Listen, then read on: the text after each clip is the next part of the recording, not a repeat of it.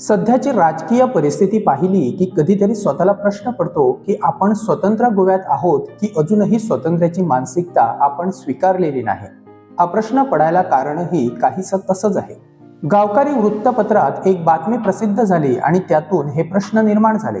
म्हणे 70th staff selection कमिशनच्या परीक्षांसाठी कोचिंग क्लासेस घेण्यासही मनाई करण्यात येत आहे। आणि त्याचं कारण काय तर सरकारी लोगोचा वापर केला गेला, त्यासाठी पोलिसांमार्फत दबाव आणला जात असल्याची चर्चा आहे। हा सरकारी लोगो लोकांसाठी सरकारने तयार केला आहे की काही मोजक्या लोकांसाठी, हा प्रश्न आता उपस्थित होत आहे। वाळपई मतदारसंघात सुरू असलेलं फॉगिंग सुद्धा म्हणे करता येणार नाही, फक्त सरकारच ते करणार। वा, हे नवे नियम खरंच चांगले आहेत। मुद्द्याकडे वळण्यापूर्वी एक विनंती, जर आमचे व्हिडिओ तुम्हाला आवडत असतील तर आमचे चॅनल सबस्क्राईब करायला विसरू नका। आत्ताच सबस्क्राईब करा आणि बेल आयकॉन नक्की प्रेस करा। सत्तरी तालुका गोव्यातच आहे की सत्तरी वेगळं राज्य किंवा देश झाला आहे असा प्रश्न आता पडायला लागला आहे। कारण सत्तरीत फक्त बाबांची सत्ता सोडून इतर सगळ्या गोष्टींवर बंदी असल्याचे एक नमुने आता समोर येऊ लागले आहेत। याला काय म्हणावं तेच आता कळेनासं झालंय। मुख्यमंत्र्यांनी आणलेल्या कर्मचारी निवडणूक आयोगाला सत्तरीच्या दोन्ही आमदारांनी वेळोवेळी विरोध केला, कारण त्यांच्या समर्थकांना त्यांना हव्या तशा नोकऱ्या वाटप करता येत नाहीत म्हणूनच। हा मुद्दा त्यांनी अनेक वेळा भाजपच्या बैठकीतही उपस्थित केला आहे। एवढंच नव्हे तर हा मुद्दा केंद्रापर्यंतही पोहोचवण्याचा प्रयत्न करण्यात आल्याचं बोललं जातं, पण तिथे काहीच चाललं नाही। त्यांनी आपले सर्व प्रयत्न करून पाहिले, पण त्यातून काहीच साध्य झालं नाही। उलट जे त्यांच्या विरोधात होते त्यांनी या आयोगामार्फत नोकऱ्या मिळवल्या आणि त्यांच्या समर्थकांचा आजही बाबांवर तितकाच विश्वास आहे। मोठी नोकरी सोडा, कसली तरी छोटी नोकरी तरी बाबा मिळवून देतील अशा आशेवर अजूनही अनेक जण आहेत, पण ते आता खरंच शक्य होणार का हा प्रश्न निर्माण झाला आहे। दुसऱ्या बाजूला मुख्यमंत्र्यांचे जवळचे मानले जाणारे मिलिंद प्रभू यांनी वाळपई मतदारसंघात जोरदार काम सुरू केलं आहे। ते विश्वजित राणे यांच्या विरोधात निवडणूक लढवण्याच्या तयारीत असल्याची चर्चा आहे, तर विश्वासराव राणे हे पर्ये मतदारसंघातून दिव्या राणे यांच्या विरोधात निवडणूक लढवण्याच्या तयारीत असल्याचं बोललं जात आहे। कारापूर सरवण येथील लोधा प्रकल्पाला विकण्यात आलेल्या जमिनीत विश्वासराव राणे यांनी आपला दावा केल्यानंतर त्यांना FDA खात्यातून सस्पेंड करण्यात आले होते। तेच आता दिव्या राणेंचे राजकीय विरोधक ठरणार आहेत। त्यांना किती यश मिळेल हे मतदानातूनच स्पष्ट होईल।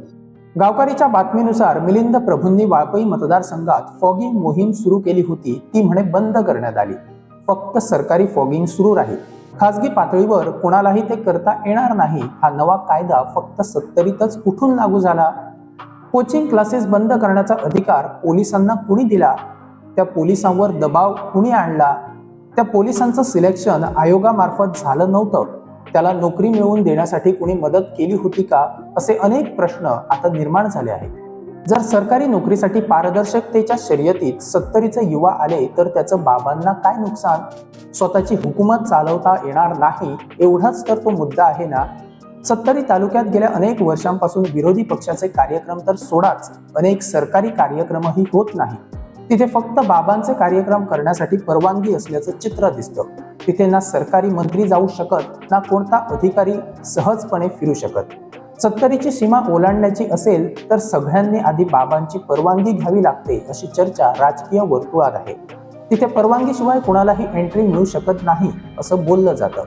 स्वतः बसायचं पणजीत आणि सत्तरीत नो एंट्री हा नवा फॉर्म्युला खरंच वेगळा आहे। सत्तरी तालुका पोर्तुगीज काळात सुद्धा पूर्णपणे पोर्तुगीजांच्या जुलमी राजवटीखाली नव्हता असं इतिहास सांगतो। मग आज स्वातंत्र्यानंतरही तिथे लोकशाहीपेक्षा गुलामगिरीचं राजकारण वाढत आहे का असा प्रश्न उपस्थित होत आहे। सरकारी नोकऱ्या दिल्या नाहीत तर बाबांना सत्तरीत पाऊल ठेवू देणार नाहीत अशी परिस्थिती निर्माण झाली आहे का? लोकांना नोकऱ्या कशा मिळवता येतात यापेक्षा नोकऱ्या मिळायला हव्यात एवढंच महत्त्वाचं वाटत आहे।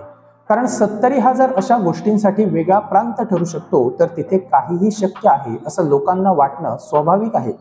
काही जण फक्त निवडणुकीच्या वेळेस दिसतात, या गोष्टीकडे पूर्णपणे दुर्लक्ष करता येणार नाही, पण सत्तरी वेगळा प्रांत मात्र अजिबात नाही।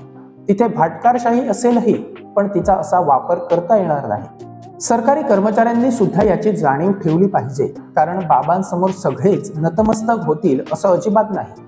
कोचिंग क्लासेस आणि फॉगिंग सारख्या गोष्टीही बंद करण्याची वेळ येत असेल तर यातून एक गोष्ट स्पष्ट होते की एवढी वर्ष सत्ता करूनही त्यांना लोकांवर विश्वास अजिबात राहिलेला नाही। जर चांगला पर्याय निर्माण झाला तर आपल्याला घरी बसावं लागेल अशी भीती त्यांना वाटत आहे का? जेव्हा इनाफ इज इनाफ चळवळीची 70वीत बैठक झाली, त्याच्या दुसऱ्या दिवसापासून FDA अचानक सक्रिय झाल्याचं सांगितलं जातं. त्या बैठकीला कोण उपस्थित होते, त्यांची माहिती गोळा करण्यात आली आणि त्यांना टार्गेट करण्याचं काम सुरू झालं अशी ही चर्चा होती. जर तुम्ही एवढी लोकांची कामं केली आहात तर मग घाबरता कशाला? जेवढ्या सरकारी नोकऱ्या 70वीत देण्यात आल्या तेवढ्या कदाचित संपूर्ण गोव्यातही दिल्या नसतील. तरी सुद्धा मनात भीती असणं म्हणजे विजय मिळवूनही पराभव स्वीकारल्यासारखंच आहे. या सगळ्या प्रकरणावरून आता लोक मात्र एक गोष्ट बोलू लागले आहेत. बाबा परवाचा अंत होण्याची ही सुरुवात आहे का,